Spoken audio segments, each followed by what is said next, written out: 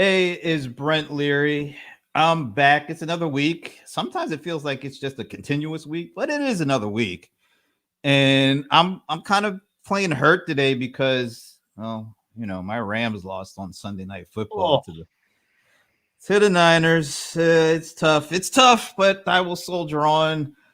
Mainly because I have a really cool person I'm talking to today. Well, I gotta ask him a question to see if he's extremely cool. He's Adam Blitzer. He's EVP and GM of digital for Salesforce.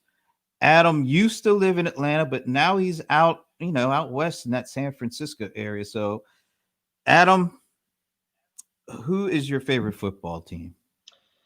Brent, I probably do not want to hear you complaining about the Rams because I grew up in Cincinnati, and so it is tough to top us. We have the longest road losing streak in the NFL right now. It's 17 games. It's kind When of I tough. was when I was a kid, we went to two Super Bowls, lost both to the Niners, but we had the Icky Shuffle. It was a great, great kind of fun, colorful team. And then the 90s hit, the 2000s hit, the 2010s hit. It hasn't been pretty. It hasn't been pretty, but I'm still loyal. You know what? You and I have something in common then, because you lost two Super Bowls to the Niners. I don't know how you're living out there with that hanging over your head, but it's another story. I lost two Super Bowls to the Patriots. So as long as you said you're not a Pats fan, That's right. we can continue on and have a good conversation at this point. Fair. But it's so good to see you, man. Thanks for taking time to do this. Yeah, likewise. Thanks for having me. It's been a while. Yeah, as I mentioned, you lived in Atlanta for a few years at least, and I've been here for quite a while. And it's always funny where I hardly ever see people that live in Atlanta. I always see them like in San Francisco, and that's kind of our story too. So that's right. I actually lived in Atlanta for 10 years. I was there from 05 to 2015, and my wife and I loved it. She went to Georgia Tech. I started part out there, and you and I ran into each other many, many, many times, and never in Atlanta. No, that's kind of interesting, but I'm just at least we were able to do this today, so I'm that's right. Happy about that. So as I mentioned, you are the EVP and GM of digital for Salesforce. Now, just a couple of weeks, that just kind of came together. That formation just happened shortly. So why don't you tell folks exactly what digital means at Salesforce these days? Sure. Yeah, absolutely. So most people know Salesforce as a sales company, right? It's in our name. And we really started out making Salesforce automation as easy to use as Amazon. That was basically the original premise of the company. But we came to take on many different aspects of CRM. So from sales, we moved into service, really two sides of the same coin in CRM. And then we opened up our platform to let customers build their own CRM apps. But in 2013, we really put our first stake in the ground around digital when we acquired ExactTarget. And that really became kind of the underpinnings for our marketing cloud. And then a little bit after that, we acquired Demandware, one of the leaders in digital commerce. And that became the underpinnings of our commerce cloud. We built a community cloud organically, which let people build digital experiences. But for many years, we ran those three businesses pretty independently. And they had their own product teams, their own engineering teams, their own marketing teams, and they all became successful businesses in their own right. But when we go to a chief digital officer, and we talk about marketing, or we talk about commerce, or we talk about digital experiences, and we show up that way, that's really just sort of one piece of the puzzle. When you think about what's in a chief digital officer's remit, it's really the entire digital experience, how the brand kind of shows up to that end consumer. And so we thought, we have these great leading products across the board. We're running them a bit independently. Let's put them all together in one business unit under one product leader. And let's really start to think holistically about that end customer experience, as opposed to thinking about it in kind of these very specific silos. And for us, it's also important to think about digital as not only products, right? That to some degree, that would be the easiest part. The easiest thing we could do is we could put these all together. But it's also about how do we rethink our go-to-market? How do we rethink our services, our implementations, our sort of expertise around digital? And then also, who are the right partners that we go to market with? Because in digital, all of a sudden you have the world's leading advertising agencies who often have the ear or the hearts and minds of the chief digital officer in a way that maybe a traditional CRM implementation company wouldn't.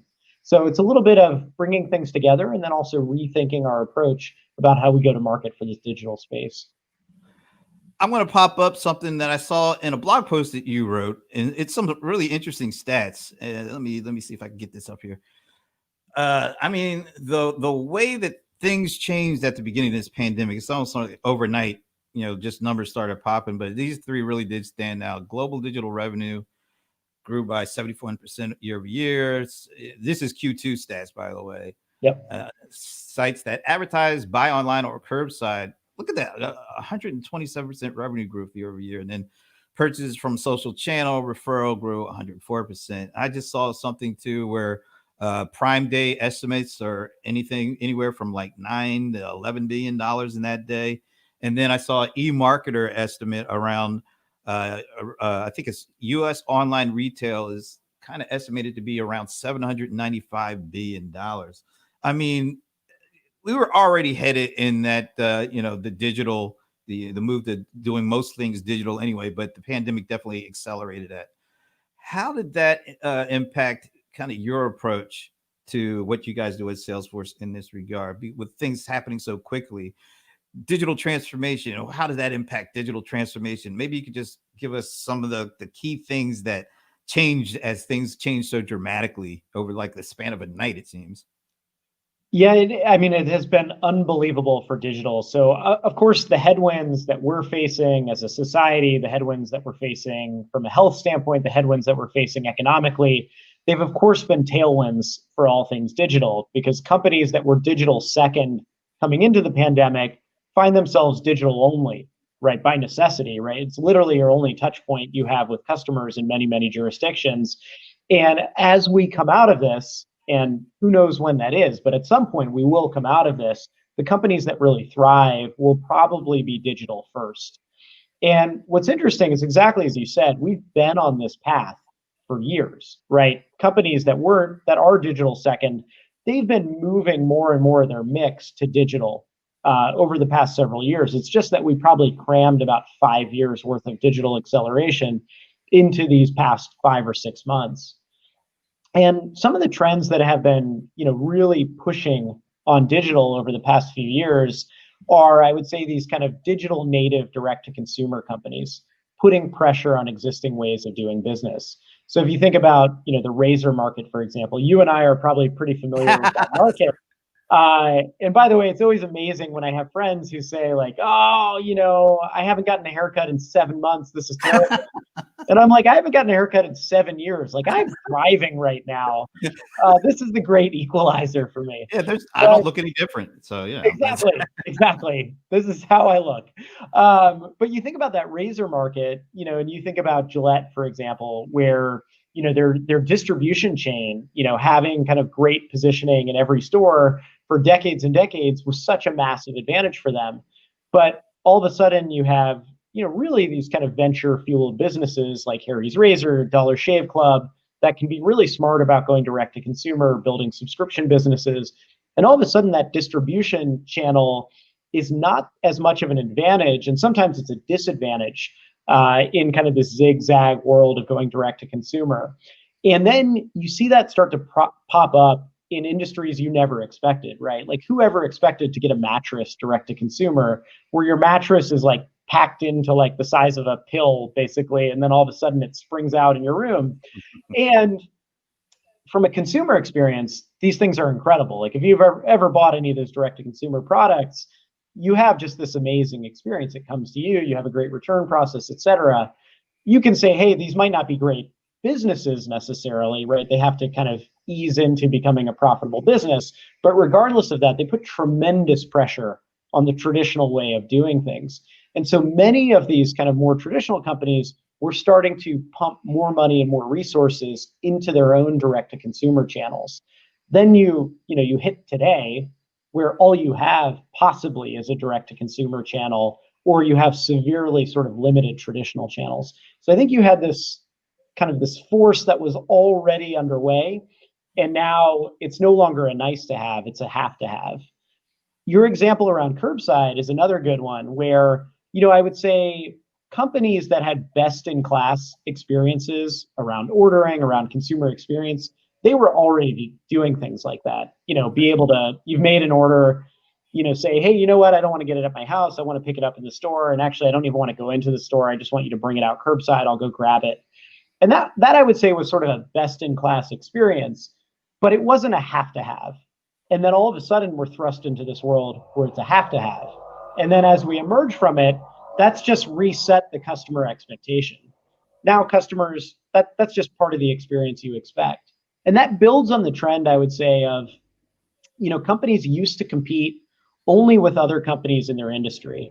So if you were a bank, when you were thinking about the customer experience, you were comparing yourselves against other banks.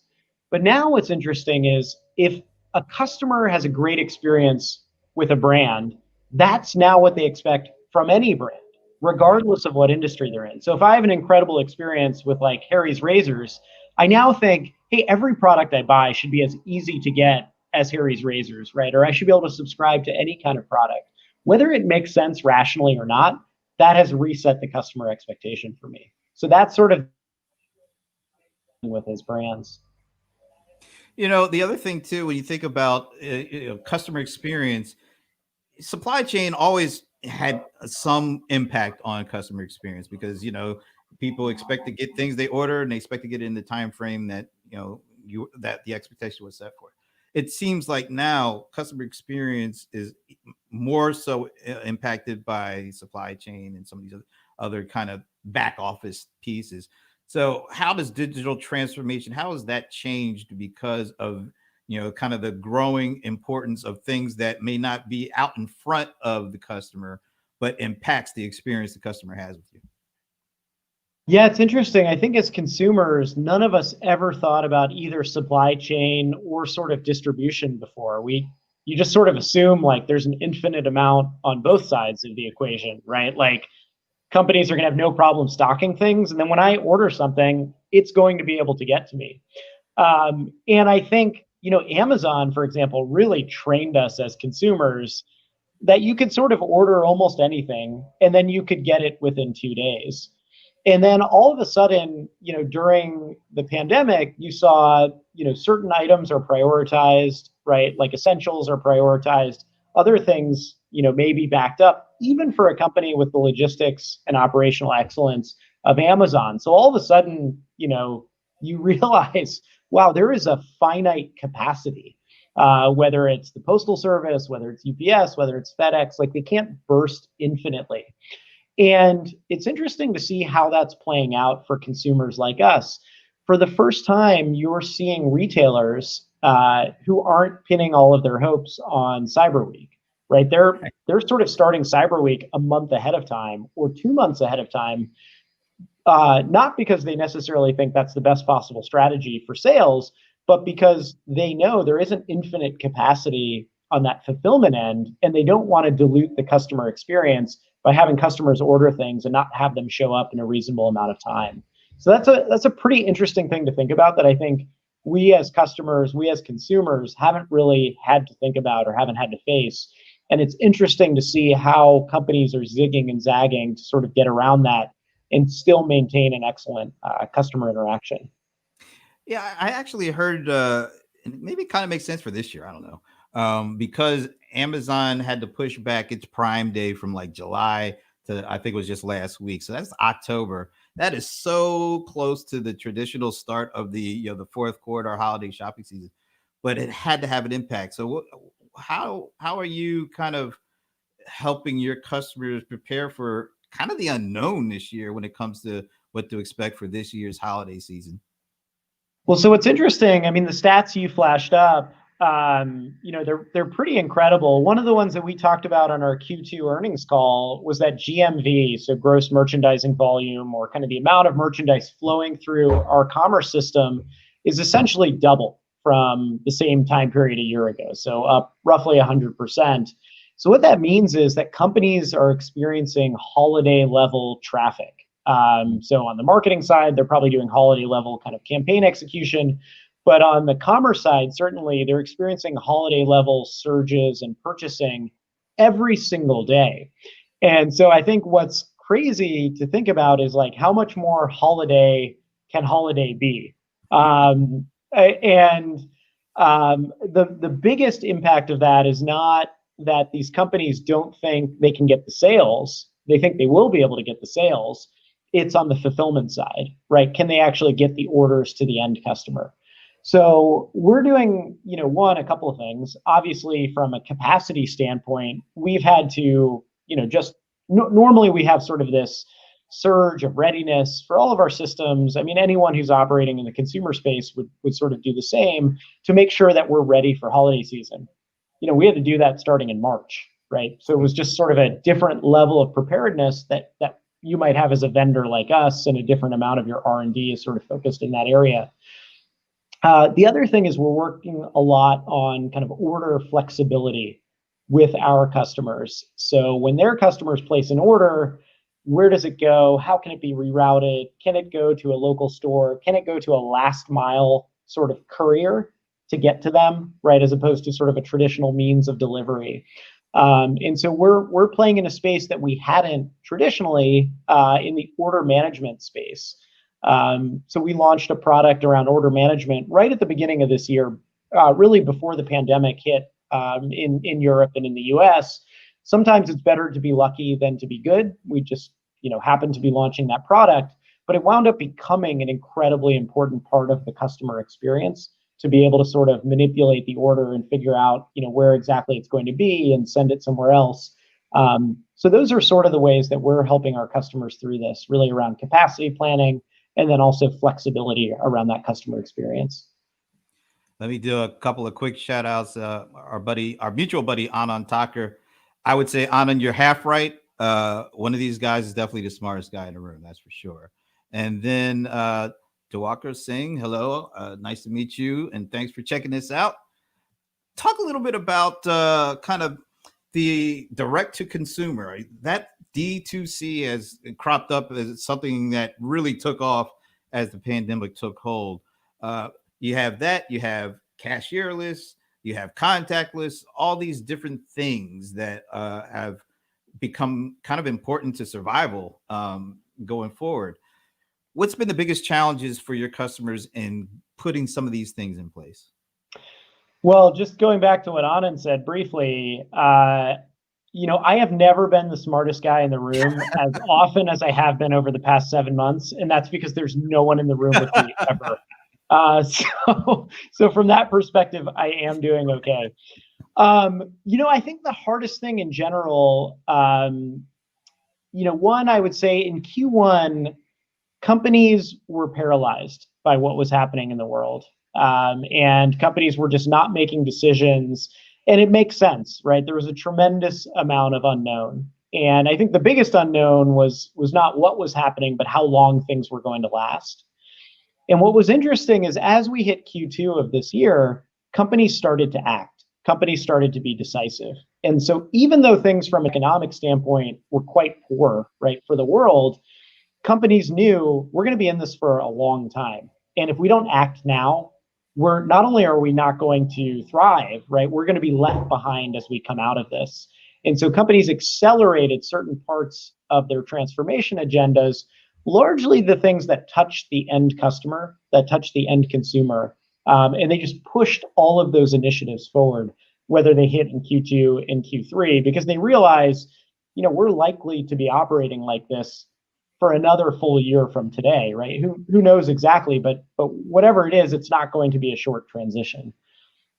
What's interesting is, on the direct to consumer side, we're seeing brands that had never done direct to consumer, right? In any way, often consumer packaged goods companies, manufacturing companies, and they felt the pressure, I think, of being disintermediated from their customers, right? If you're a consumer packaged goods company, you have a little data about your customer, but chances are the retailer that you're selling through has a much richer relationship with your customer than you do. And so they've kind of felt this need to get closer to their customer. But all of a sudden during the pandemic, that's become a true liability for them.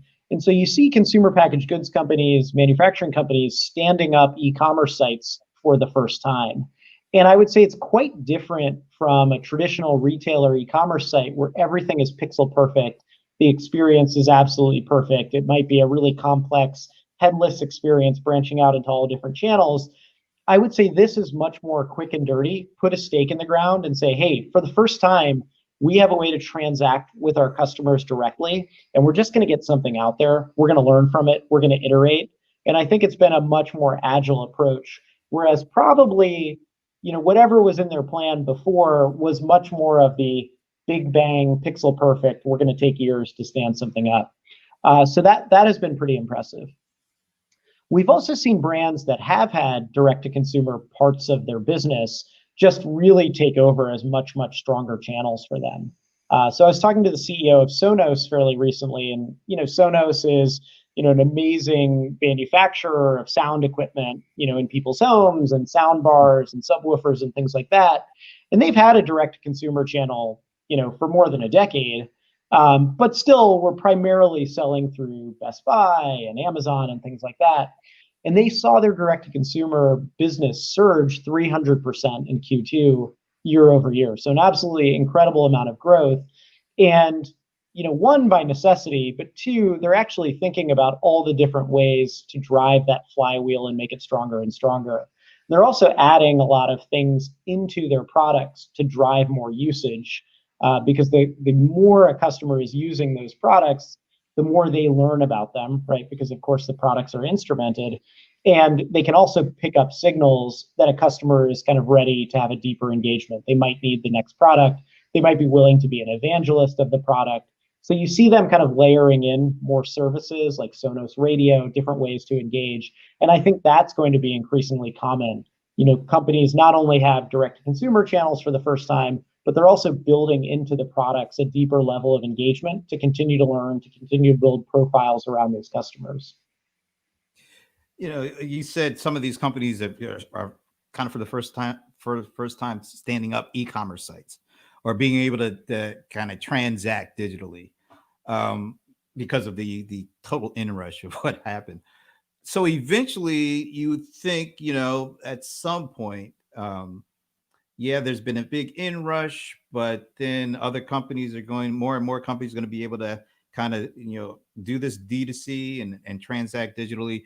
So then it becomes more about not just kind of capitalizing on, the quick and dirty, but having to build something that's going to be sustainable and keep relationships with customers over time.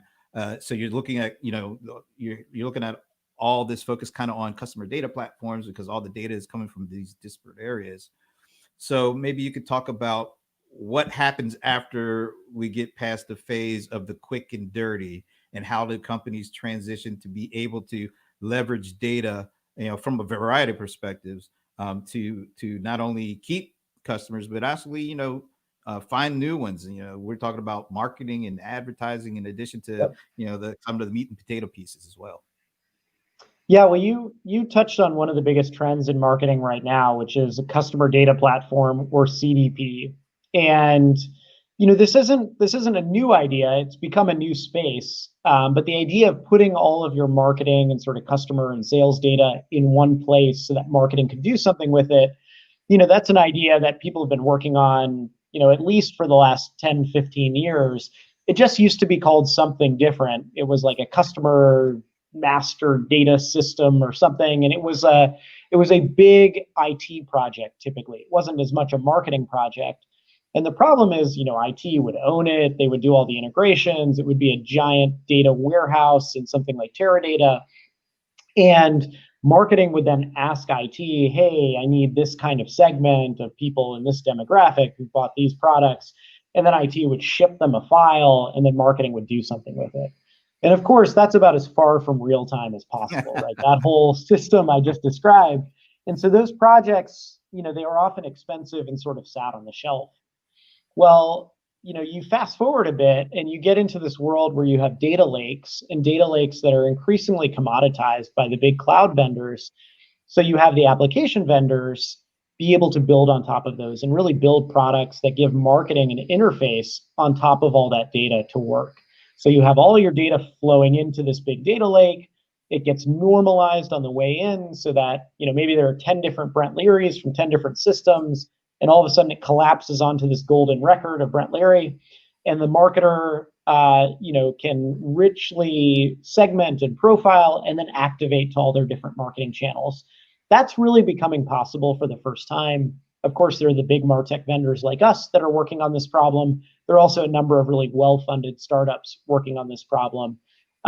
It is such a hot term right now that there are probably 80 startups that are using the term CDP, of which probably 8 are actually building CDPs. But that's how you know a space is hot.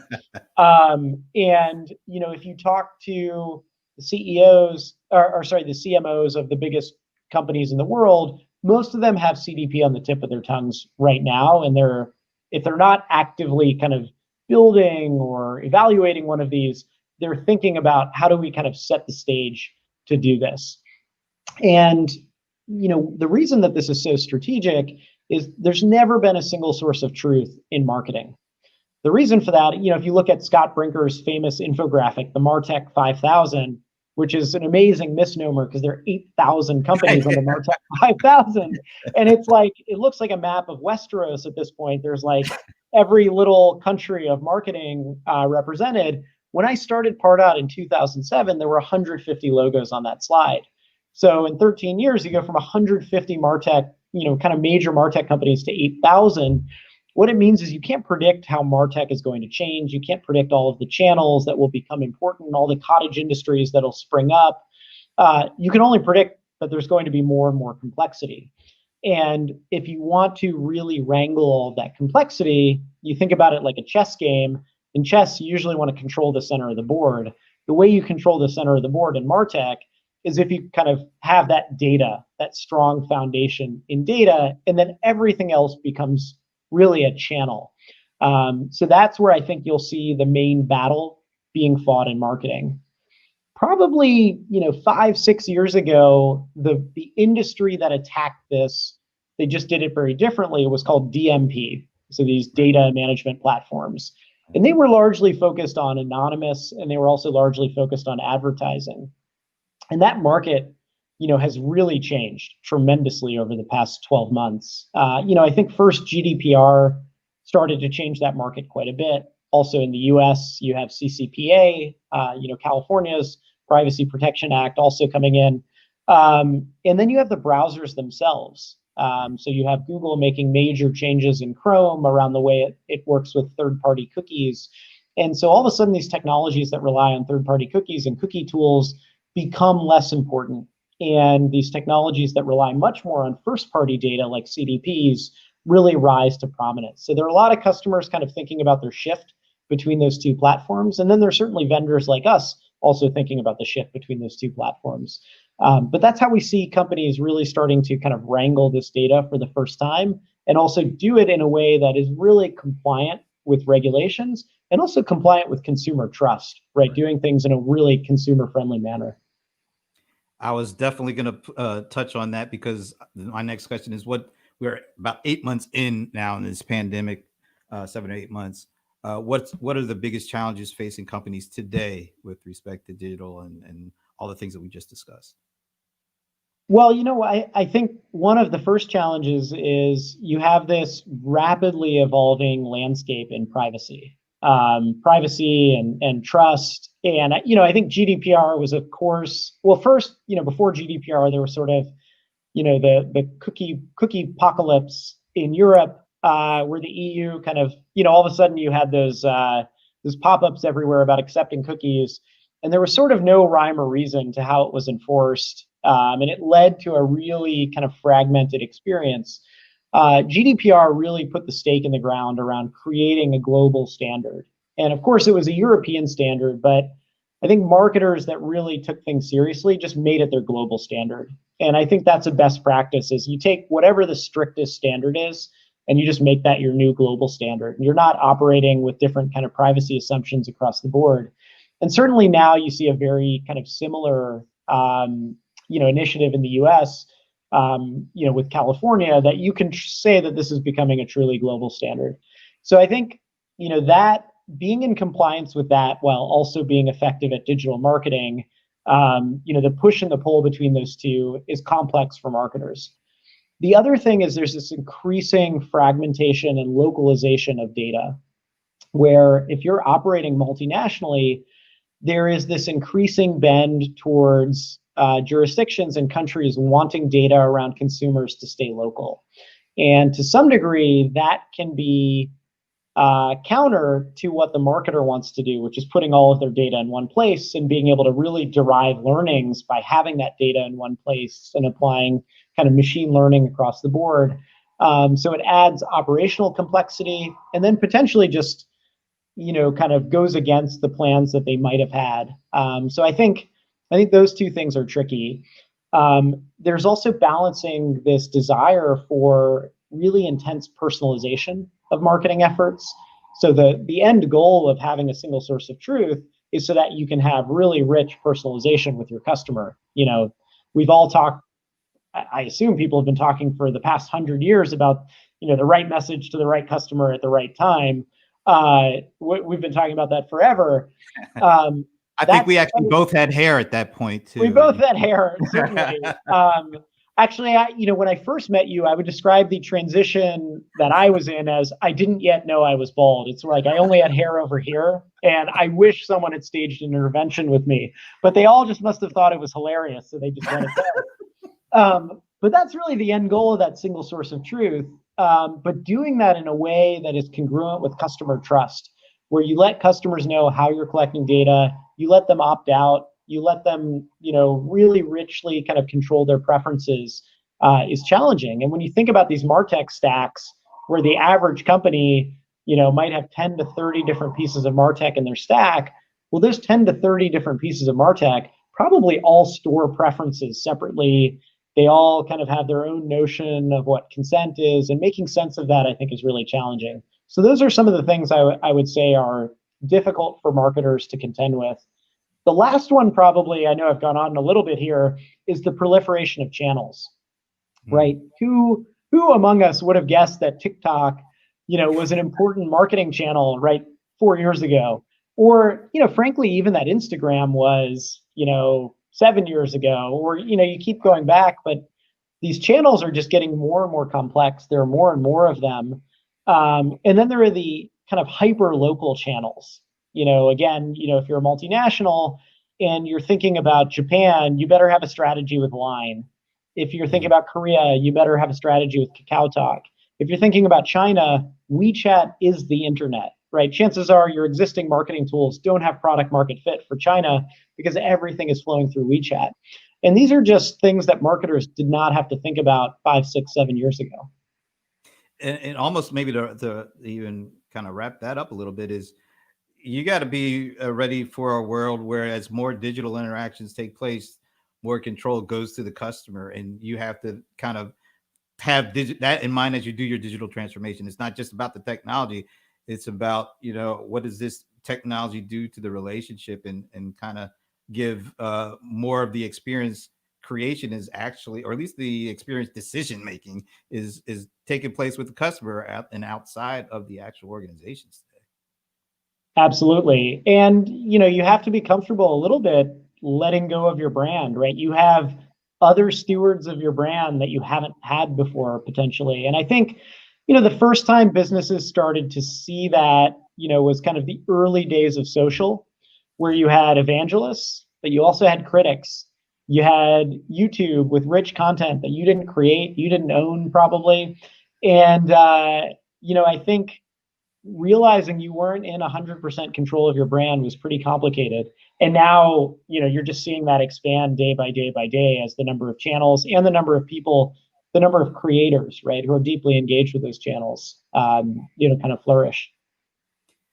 Adam, it's been great talking with you, man. I'm so glad that you were able to make some time. And maybe if there's any place on the web, you guys have so many things on the web, of course, but any place you want to point people to learn even more about some of the things that we talked about. Yeah, absolutely. So, I'd say the two places that I would encourage people to go to. So one is the Salesforce 360 blog. So we've completely redone the blog of the company. It's not all things digital, but it's sort of all things Salesforce, of which digital is a big, big piece. You'll also kind of get a good sense of leading through change, and how do businesses go through an experience like what we're all going through now? The second place is Trailhead. Trailhead's our online learning platform where you can skill up again on all things digital. I think a lot of us are tackling things like this for the first time, and so we'd encourage you to come on, have some fun, and learn about all the latest technologies that are out there. And it's been a pleasure. And once again, if anybody was like making fun of you during your transitional, period to the ball, I hope you, with your black belt, I hope you like handled your business, man, gave somebody a chop or something, I always reserve a chop for someone with a snarky comment, Brett. There it is, man. Hey, it's been a pleasure. And let's not be like too long. Let's not take years before we do something like this again. This is a lot of fun. That sounds good to me. One of these days, I will see you in Atlanta, and I'm looking forward to it. Okay, you heard him. It's on camera. That's right. Here. You heard him. All right. Take care, man. Thanks again. Likewise. Thanks so much, Brent.